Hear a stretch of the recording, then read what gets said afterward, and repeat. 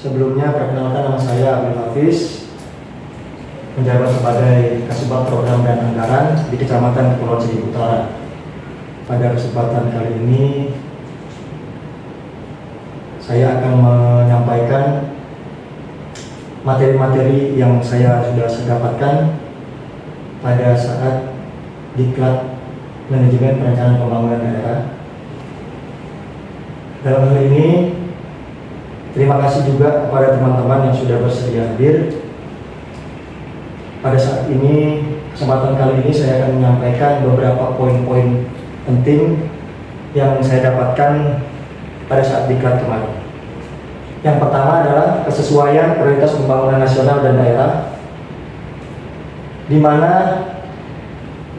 prioritas pembangunan daerah nasional dan daerah ini ada kesinambungan yang didokumentasikan melalui RPJMN, RPJMD dan sampai ke tingkat kegiatan. Selanjutnya, referensi kebijakan dari kegiatan yang kami lakukan pada saat Diklat adalah pertama, surat edaran bersama nomor 600 tentang tahun 2024 tentang penyelarasan rencana pembangunan jangka panjang daerah dan rencana pembangunan jangka panjang nasional tahun 2025 sampai 2045 yang dinamakan, yang dalam hal ini kita menyebutnya dengan Indonesia Emas. Yang selanjutnya, buku tentang pedoman penyelarasan muatan RPJP daerah tahun 2025 sampai tahun 2045 dengan RPJP nasional tahun 2025 dan sampai 2045. Buku yang kedua tentang sistematika penulisan RPJPD 2025 dan arah kebijakan Provinsi DKI Jakarta.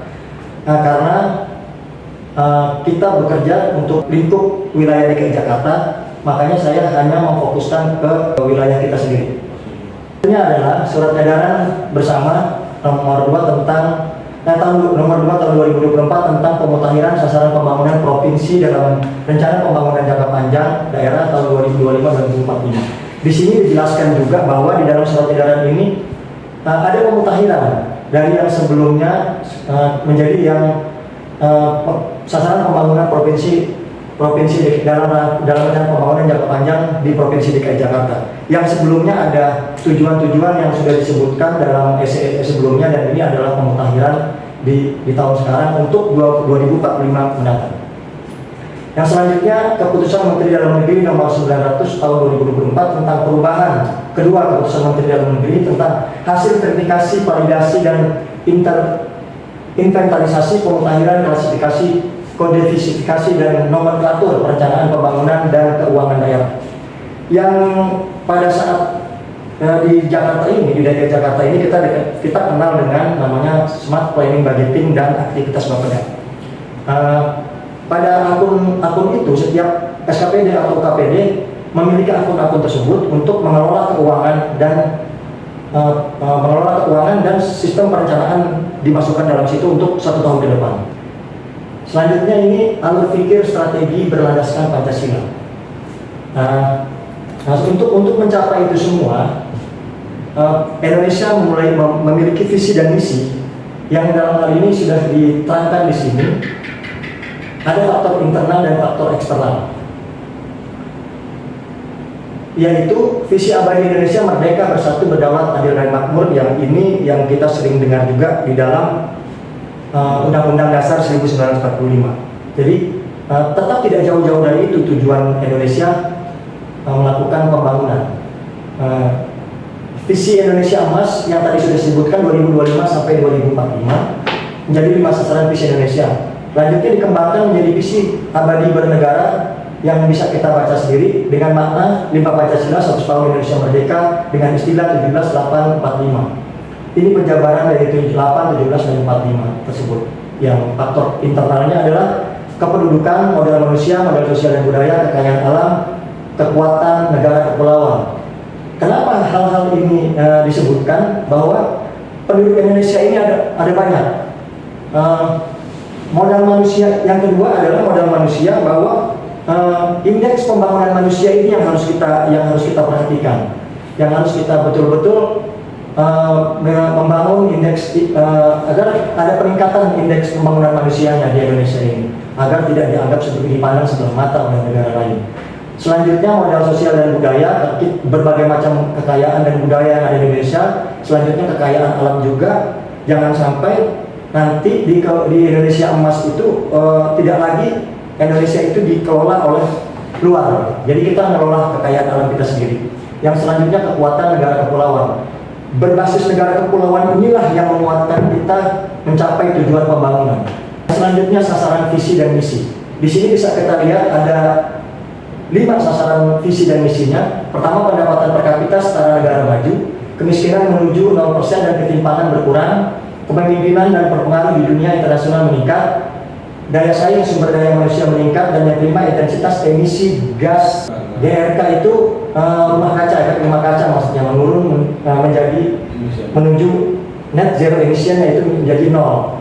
Ya, ini kita tidak bisa menerapkan ini bukan tidak bisa, artinya intensitas emisi GRK di Pulau Seribu yang kita duduki sekarang ini, yang kita tempatkan sekarang ini di mana kantor kita berada, ini tidak terlalu kita perlukan di wilayah kita di kepulauan ini adalah salah satunya nomor 2 ini, kemiskinan menuju 0% dan ketimpangan berkurang, karena kita tidak bisa pungkiri bahwa di pulau kita itu masih ada beberapa masyarakat yang masih masuk dalam kategori miskin.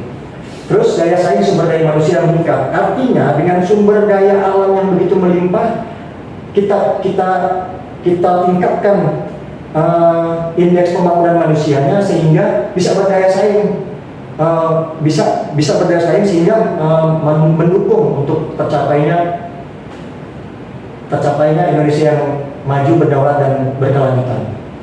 Ini sasaran visi dan misi Indonesia Emas 2045, negara Nusantara berdaulat, maju dan berkelanjutan sesuai dengan amanat Undang-Undang 1945. Dan ini sasarannya. Ini template yang harus kita capai, yang harus kita raih pada tahun 2045 nanti. Selanjutnya, ada 17 arah tujuan Indonesia Emas merupakan komitmen Indonesia dalam melanjutkan 17 goals SDGs, yang dalam hal ini meliputi ada 8 misi. Cuman hanya beberapa misi saja yang sekiranya bisa kita terapkan agar bisa tercapai di tingkat minimal RPJMN atau RPJMD. Yaitu yang saya titik beratkan di sini adalah lingkungan hidup berkualitas, karena kita negara kepulauan, jadi agak nggak terlalu sulit kita untuk mewujudkannya. Dan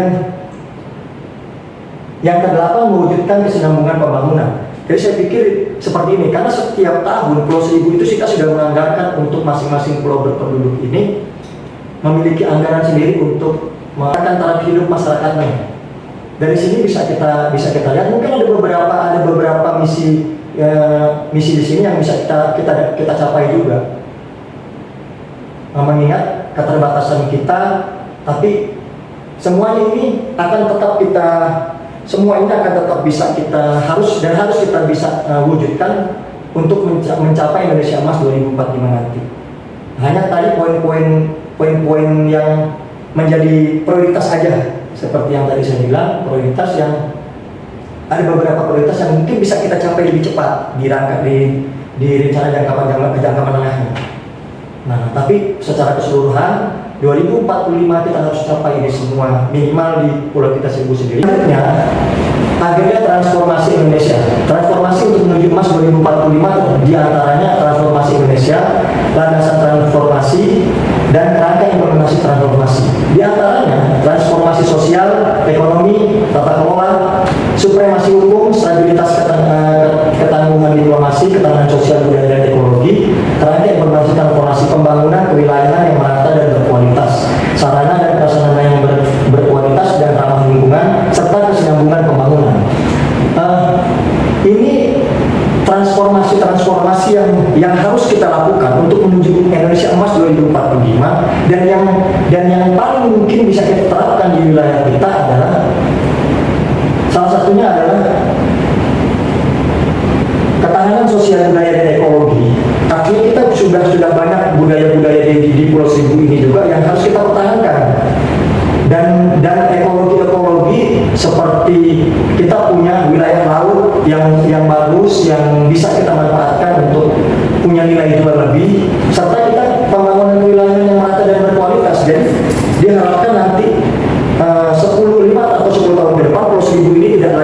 ada lagi Pulau Seribu yang penduduknya itu tidak mengerti soal pembangunan.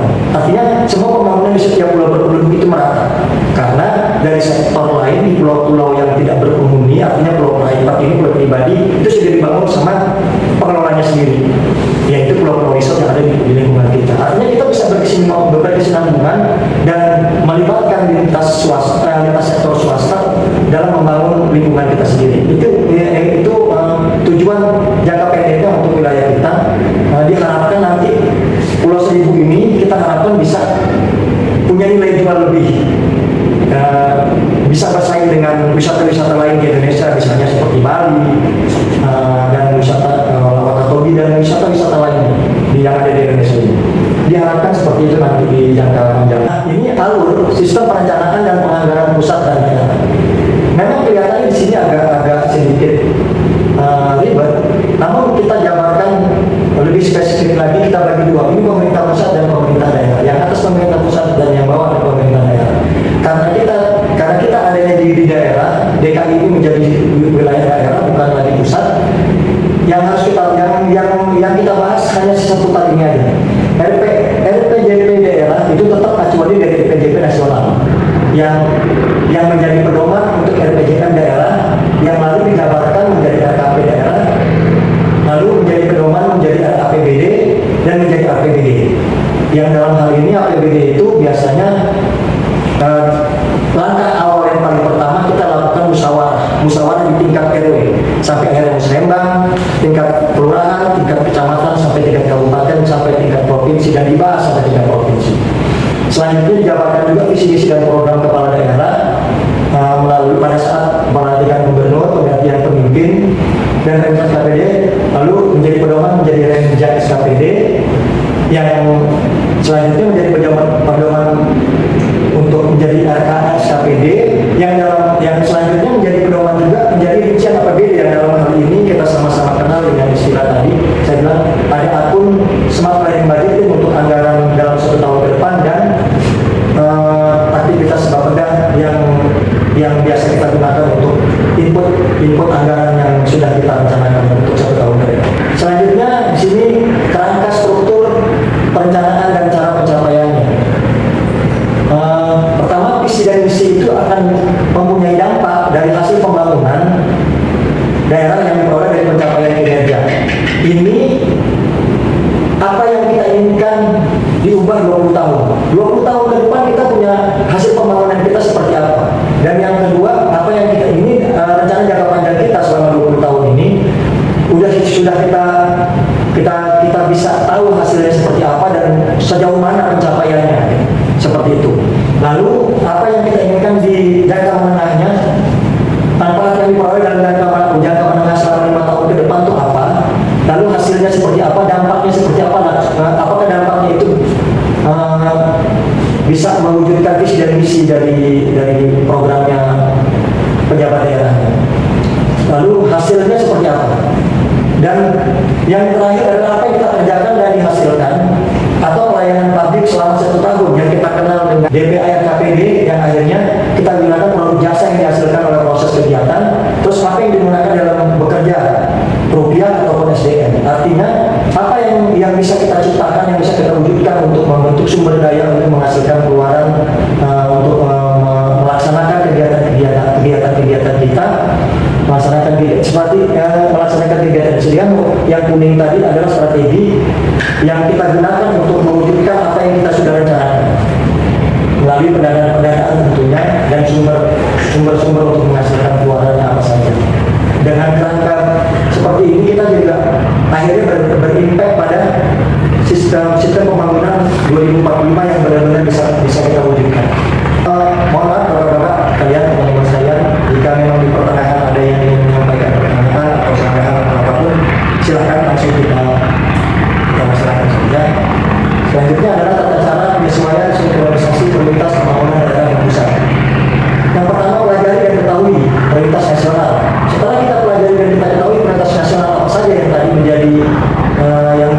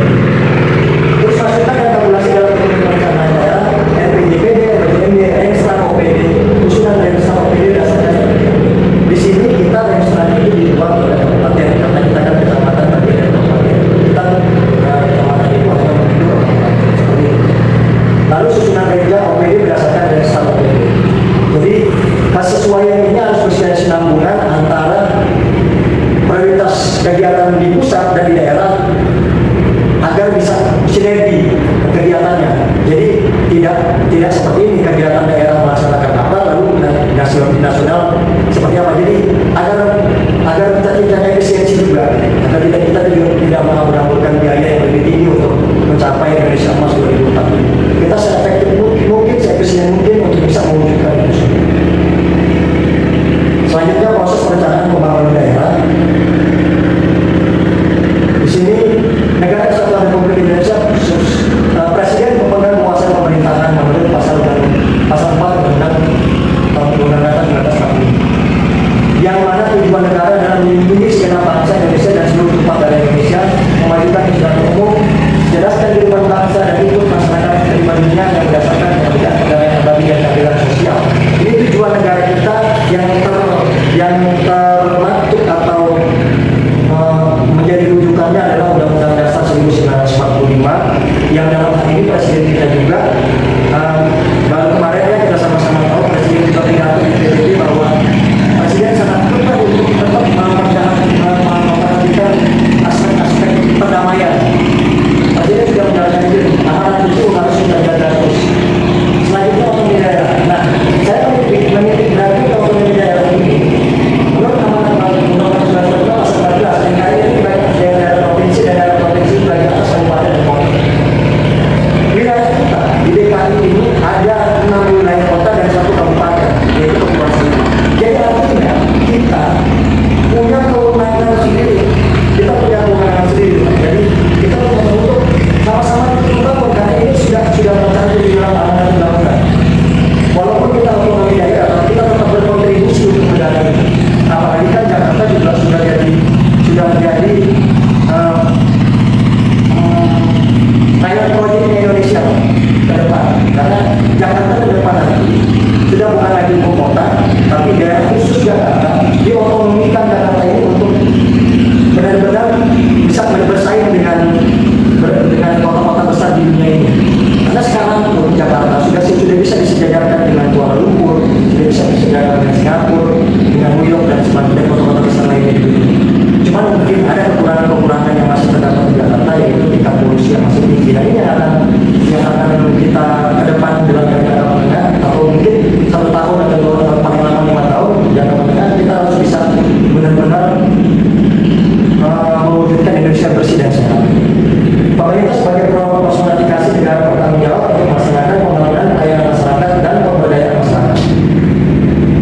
Satu yang ingin saya sampaikan bahwa di sini kita juga kecamatan kita ini memang tidak punya pelayanan-pelayanan yang langsung yang terlalu ke masyarakat kan. Artinya kita hanya rujukan dari kelurahan, tapi kita juga punya pelayanan yang artinya kalau memang itu tingkatnya masuknya ke kecamatan, berarti kan tetap harus ada tingkat ke kecamatannya kan.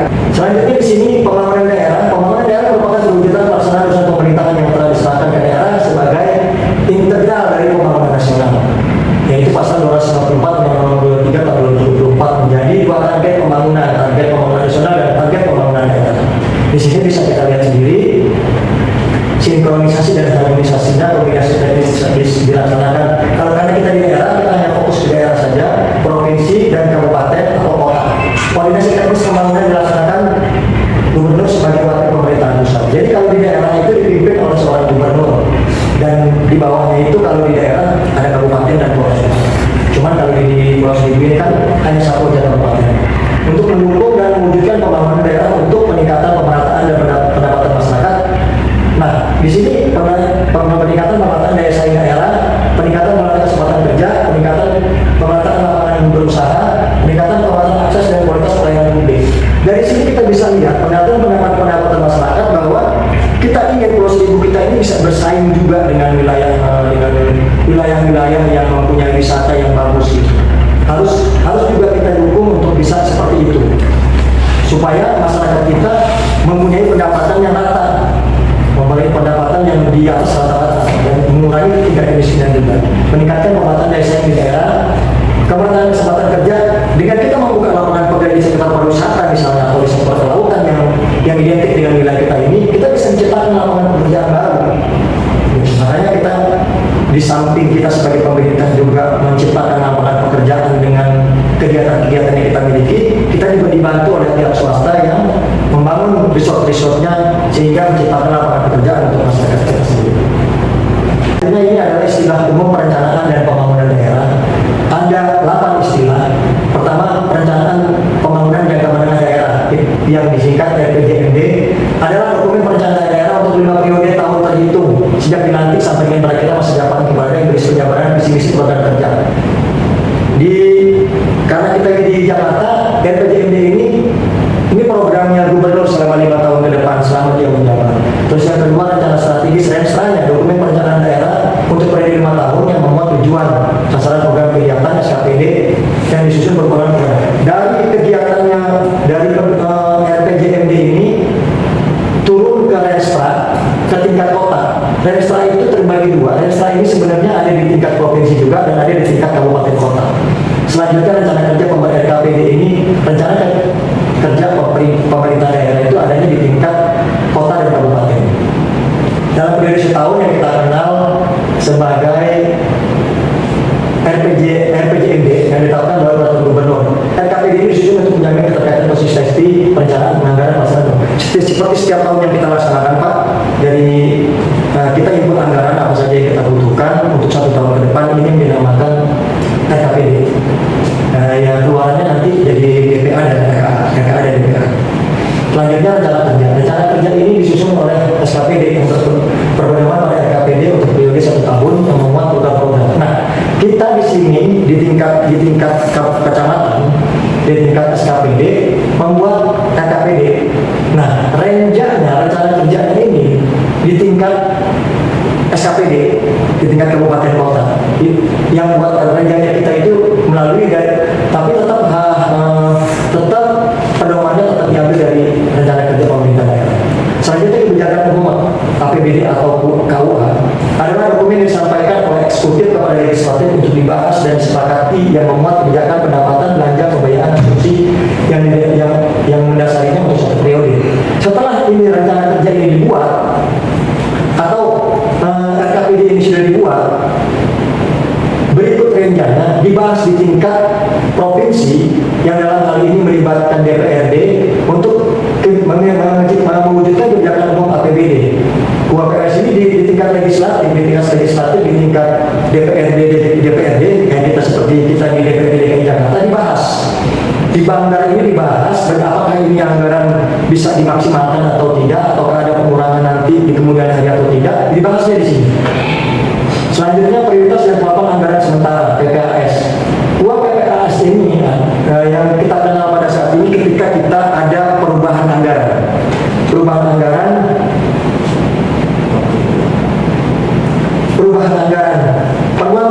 itu bisa dilakukan pada fase PPAS ini. Artinya memang benar-benar pada saat fase PPAS ini dokumen anggaran kita itu bisa kita rubah sesuai dengan arahan dari tingkat kabupaten atau tingkat provinsi.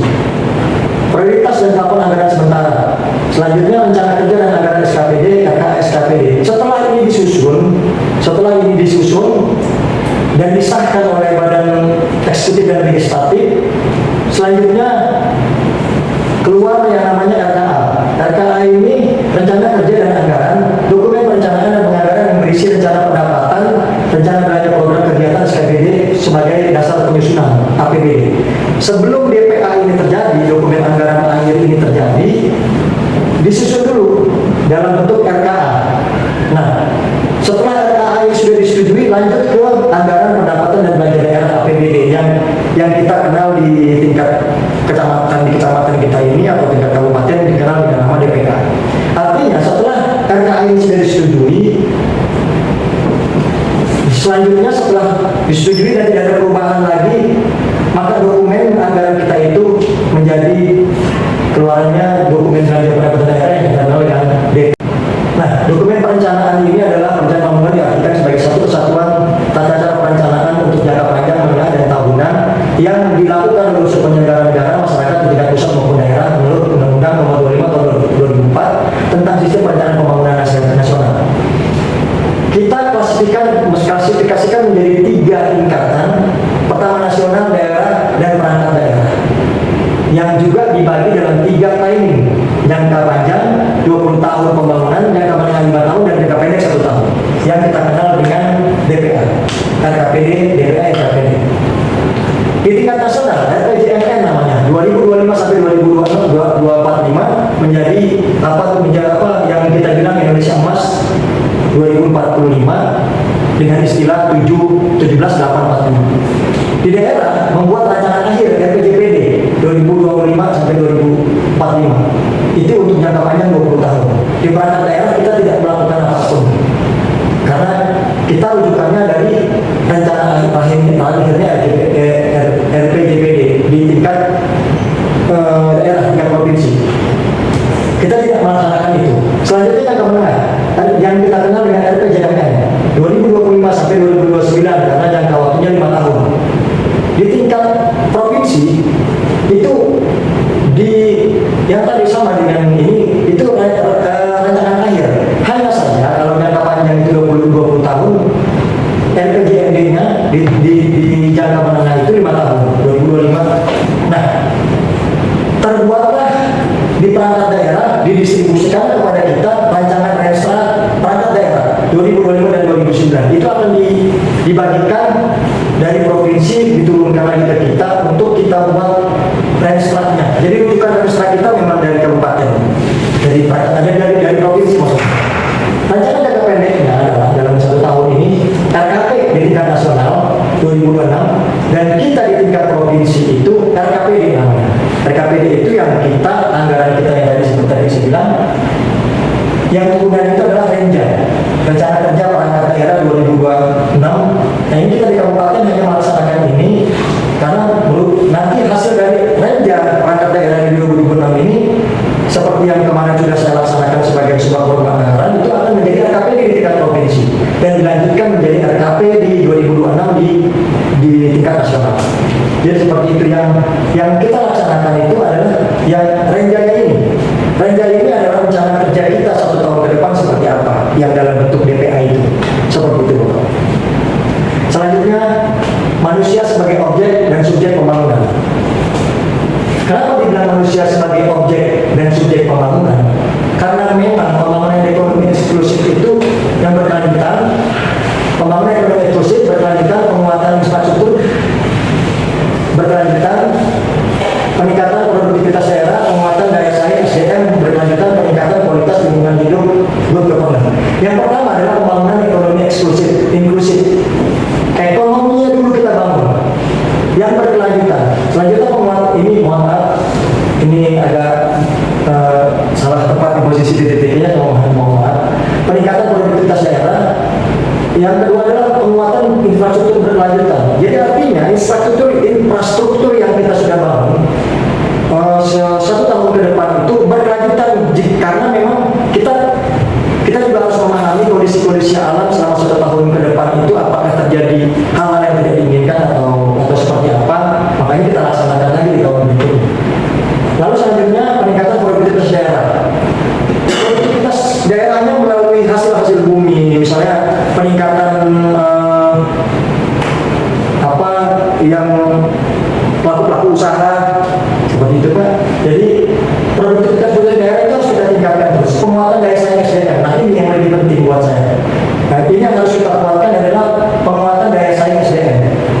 Yang mana di Indonesia ini pada umumnya SDM-nya itu masih terkesan rendah.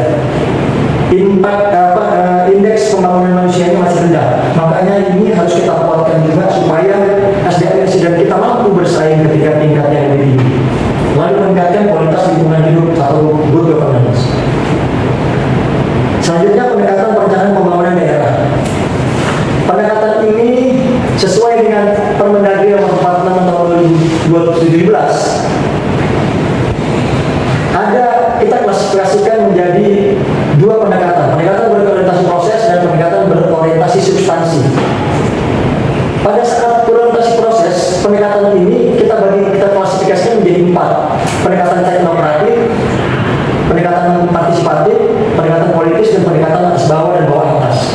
Kita bisa baca sendiri untuk lebih jelasnya. Dan yang selanjutnya pendekatan berorientasi substansi, yaitu pendekatan tematik, perempuan tema prioritas, pendekatan holistik, perencanaan pembangunan daerah, berdasarkan pertimbangan keseluruhan unsur. Nah, pendekatan integratif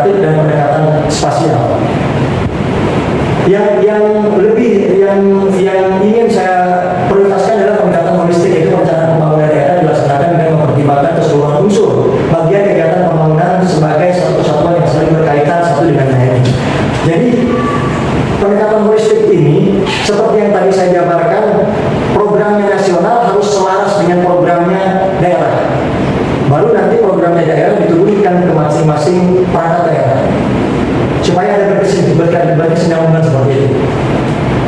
Selanjutnya, tahapan penyusunan RKPD. Nah, selama ini kita sudah melakukan penyusunan RKPD itu ya seperti ini tahapan-tahapannya. Penyusunan rancangan awal RKPD di minggu pertama Desember, melaksanakan pramusrenbang kelurahan. Pramusrenbang kelurahan ini kalau yang di kita itu, Pak ini yang seperti kita lakukan adalah rembuk RW pada rembuk RW. Ini bisa kita kita disebutnya di sini rembuk RW, itu pramusrenbang kelurahan. Selanjutnya forum konsultasi publik rancangan awal RKPD itu dibahas sebenarnya di tingkat kelurahan juga atau mungkin di tingkat kabupaten nanti. Musrenbang kecamatan dari koordinasi maupun musrenbang kelurahan. Nah, ini pada saat ini semua kita bahas di kelurahan, hasil dari kelurahan itu kita bahas di musrenbang kecamatan terintegrasi musrenbang kelurahan. Jadi artinya kita mengundang di kecamatan yang seperti biasa kita lakukan di awal tahun pada saat pelaksanaan musrenbang, itu kelurahan sudah melaksanakan semua, baru dibawa ke tingkat kecamatan untuk dibahas lagi di tingkat kecamatan menjadi kegiatan-kegiatan yang bisa benar-benar bisa diakomodir. Selanjutnya ada penyusunan rancangan RKPD minggu 1 Maret. Baru setelah disusun rancangan RKPD-nya melalui hasil musrenbang kecamatan yang sudah diakomodir, selanjutnya dibawa ke musrenbang kota atau kabupaten yang dalam diri kita di kabupaten, lalu dibawa ke musrenbang provinsi. Selanjutnya dimasukkan dalam forum perencanaan sistem pemerintahan berbasis elektronik, yaitu melalui sistem musrenbang yang kita kenal sekarang itu. Lalu perumusan rancangan akhir RKPD. Selanjutnya dari rancangan akhir dibuat laporan hasil review SKPD oleh pihak provinsi, menyampaikan pergub RKPD untuk difasilitasi oleh Kemendagri. Dibawalah laporan hasil kita dibawa ke Kemendagri, difasilitasi pergub oleh kita oleh Kemendagri. Penyempurnaan pergub RKPD pasca fasilitasi oleh Kemendagri ditetapkan menjadi pergub RKPD yang akhirnya menjadi dokumen perencanaan kita 1 tahun ke depan. Itu yang selama ini, tahapan inilah yang kita lakukan selama ini. Pada saat kita menyusun renja, kita rapat tentang anggaran, kita butuh apa dalam setahun itu, seperti itulah. Ya, jadi kalau misalkan memang ada yang ingin ditanyakan pada saat rapat di renja itu, ya sampaikan, gitu. Jadi ini semua diakumulasi pada tingkat akhir seperti DPA. DPA itu bukan hanya dari tingkat provinsi, DPA itu bisa juga diambil dari hasil dari musrenbang. Nah, kalau kita sebagai UKPD-nya hanya berbentuk dokumen DPA, hanya sebatas itu, tapi tetap sinergi dengan perencanaan yang ada di kabupaten. Nah, ini dokumen perencanaan pembangunan daerah. Kita bisa baca bahwa perencanaan pembangunan daerah ini seperti ini gambarannya. Dari RPJPD, RPJMD. Nah, semua ini ditetapkan pada perda paling lama 16 dari berikutnya kita bisa baca sendiri dari RPJMD, RKPD. Lalu rencana perangkat daerah dalam bentuk renja, renstra dan renja. Nah, ini yang pada tahap inilah dibuat oleh tingkat provinsi, langsung diturunkan ke tingkat kabupaten sampai ke tingkat kota. Jadi kita alami sendiri bisa dipakai sebagai perkara setelah ditetapkan. Seperti itu Bapak silakan bisa baca sendiri. Selanjutnya arsitektur dokumenta bahwa itu tidak kelihatan. Dokumen perencanaan daerah ini RPJMD didasarkan masih RPJMD, kita bisa baca sendiri. Nah, selanjutnya setelah dokumen perencanaan daerah ini sampai ke tingkat 2 PPAS atau perubahan yang dihasil ini, lanjut menjadi dokumen anggaran. Goalsnya adalah dokumen anggaran yang melalui proses RKAPD, rencana APBD, APBD dan DPA. Ini yang kita gunakan untuk melaksanakan kegiatan kita setahun ke depan. Teman-teman, gaji kita segala macam, gaji teman-teman sebagai PJLP segala macam, disinilah keluarnya. Kita punya 1 tahun ke depan itu kegiatan apa, disinilah di DPA inilah nanti keluarnya. Kita bisa lihat di situ nanti kegiatan-kegiatan apa yang akan kita laksanakan 1 tahun ke depan. Isu aktual konsep kota global selanjutnya adalah itu. Nah, di sini kondisi saat ini seperti ini yang terjadi di wilayah kita di DKI Jakarta, di provinsi kita. Saya tidak tidak ingin menjelaskan secara keseluruhan. Hanya yang saya garis besarkan adalah kontribusi terhadap ekonomi nasional. Kontribusi DKI terhadap pembangunan ekonomi nasional itu seperti apa? Seperti ini. DKI menyumbang 16,61 dari menurut data BPJS, dan provinsi lain dan Jabodetabek 25,18. Jadi lumayan tinggi DKI menyumbang kontribusi terhadap ekonomi nasional. Nah, ini yang kita jalani sekarang. Namun mungkin ketika nanti kita sudah menjadi daerah otonom, DKI ini bukan lagi menjadi ibu kota negara, mungkin semua ini bisa kita kelola sendiri sampai akhirnya ya berpengaruh ke pendapatan kita. Yang mudah-mudahan seperti itu. Mudah-mudahan, amin. Seperti itu ya Bapak ya, kita bisa lihat sendiri. Seperti inilah gambarannya kondisi saat ini. Kekuatan ekonomi seperti ini, infrastruktur yang memadai seperti ini. Kita punya pelabuhan yang real, bandara Adi Perdana Kusuma, MRT, LRT, KRL, dan seperti ini kondisi yang sekarang ada di DKI. Framework menuju 20 besar kota global. Seperti inilah gambaran frameworknya. Jadi jika teman-teman ingin mengupdate, memiliki buku visi menjadi 20 besar kota, bisa di download di sini, Mas Billy ya. Kalau misalkan memang mau ini, bisa di download di sini. Bisa kita download di sini. Visi misinya seperti ini, bisa kita baca sendiri. Pariwisata dengan lingkungan dan berkelanjutan, tujuh infrastruktur transportasi seperti ini. Kira-kira seperti ini ya, Bapak. Selanjutnya framework menuju 20 kota global.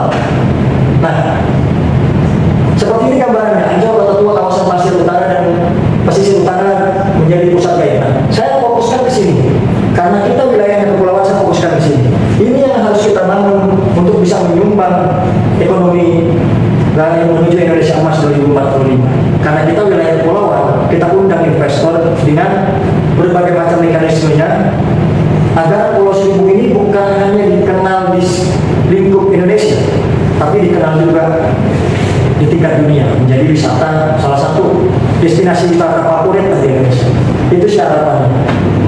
Melalui Jakarta akan tetap menjadi mesin ekonomi untuk Indonesia pada tahun 2045. Jakarta akan tetap menjadi mesin ekonomi. Jadi artinya kita menjadi kota bisnis, kota ekonomi.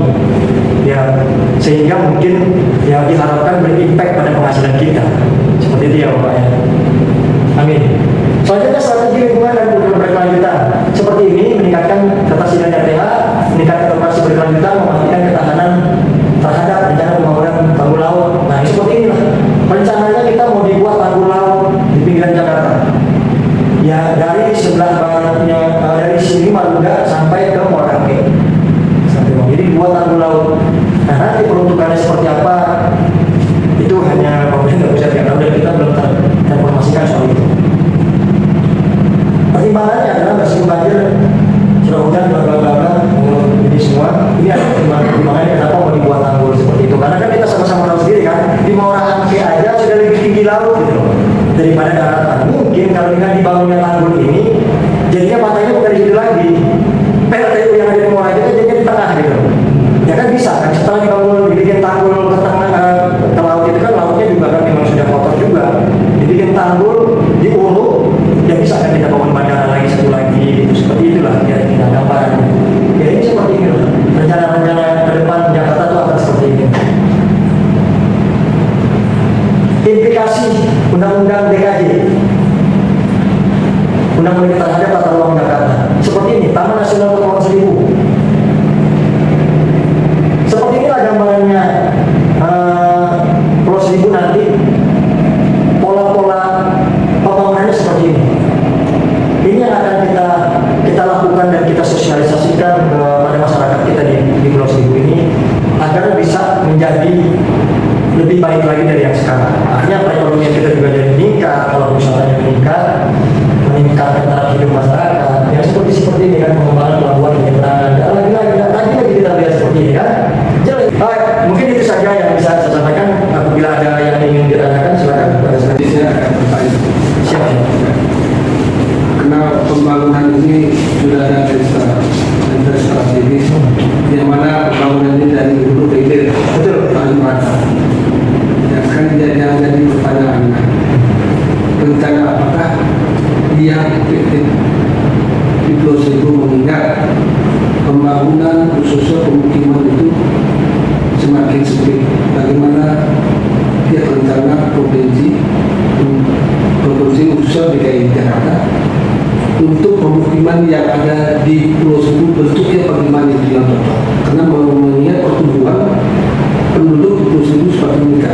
sedangkan lahan berkurang. itu ya. Yang ada pun lahan hanya punya swasta gitu. Baru swasta. Ya tadi kebetulan ada lagi. Itu bagaimana rencananya strategi pemerintah provinsi? Nah, kedua tadi ada rencana untuk pembangunan masyarakat.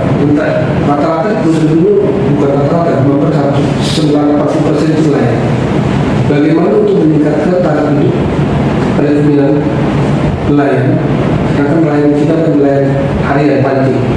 Nelayan pancing itu tidak menentu, kadang dapat kadang enggak. Tidak bisa dihitung dengan rencana di atas kertas. Kebanyakan tekor daripada untung. Bagaimana untuk memajukan nelayan kita memberikan income yang pasti, apa yang perlu diterapkan di Kepulauan Seribu untuk membangkitkan perekonomian masyarakat nelayan? Itu ya. Baik, saya coba jawab. Jadi pertanyaan yang pertama adalah bagaimana menciptakan lapangan pekerjaan baru, seperti itu Pak ya. Ciptakan lapangan pekerjaan baru bagi masyarakat yang notabene yang tadinya punya dari nelayan ke yang punya penghasilan yang lebih layak. Jadi artinya begini, kita harus bisa melihat dari sektor mana kita bisa menciptakan lapangan pekerjaan itu. Kalau memang dari sektor dari sektor nelayan, dari sektor perikanan, kita bisa kan mengaktifkan lagi dulu yang pernah ada itu rumput budidaya rumput laut atau tambak ikan. Nah, seperti yang sudah pernah kita jalani dulu, itu kan hanya human error aja terjadi yang orangnya nggak benar lah gitu. Artinya itu kita efektifkan lagi dengan strategi yang lebih bagus lagi. Yang paling penting adalah bagaimana caranya itu bisa berhasil guna, bermanfaat. Misalnya budidaya rumput laut dulu pernah berhasil Pulau Seribu, kenapa sekarang tidak? Artinya ada yang salah di sini. Kalau dulu pernah berhasil, kalau memang dibilang sekarang sudah banyak hama, kita kan bisa cari tempat-tempat yang kemungkinan hamanya berkurang, seperti itu Pak. Jadi artinya benar-benar kita betul-betul kita cari solusinya di seperti apa. Tapi tetap kita tingkatkan lagi yang pernah maksudnya kita coba lagi untuk mengaktifkan lagi hal-hal yang sudah pernah berhasil dan sukses dulu itu. Sampai rumput laut kita itu bisa terjual ke mancanegara. Seperti itu Pak. Terus yang selanjutnya pendapatan kita ini kan dari nelayan, ya Pak ya. Jadi bisa kita transformasi menjadi nelayan, dari tadinya nelayan tangkap menjadi nelayan budidaya. Nah, kalau hanya nelayan budidaya mengandalkan masyarakat, berarti kita hanya bentuknya swadaya masyarakat. Nah, kita coba untuk menganggarkan itu untuk menjadi nelayan budidaya. Kita buat seperti kelompok-kelompok kecil lah, nelayan yang bukan cuma menanam, tapi sebagai pemerintah kita juga bisa memfasilitasi, mengolah hasil dari nelayan tersebut, kita mau bawa kemana, kita mau jual kemana. Kan selama ini yang jadi permasalahan adalah orang melihara ikan tapi nggak tahu mau jual kemana. Jadi kita yang sebagai pemerintah yang harus proaktif untuk bisa mewujudkan itu di masyarakat. Jadi masyarakat nggak bingung lagi mau nanam rumput laut, mau melihara ikan, jadi kelompok yang banyak, tapi tepat sasarannya, tujuannya tepat dan hasilnya juga tepat untuk meningkatkan taraf hidup perekonomian masyarakat di Kepulauan Seribu. Seperti itu Pak. Mungkin itu saja teman-teman yang bisa saya sampaikan. Kurang lebihnya saya mohon maaf. Bila itu Assalamualaikum warahmatullahi wabarakatuh.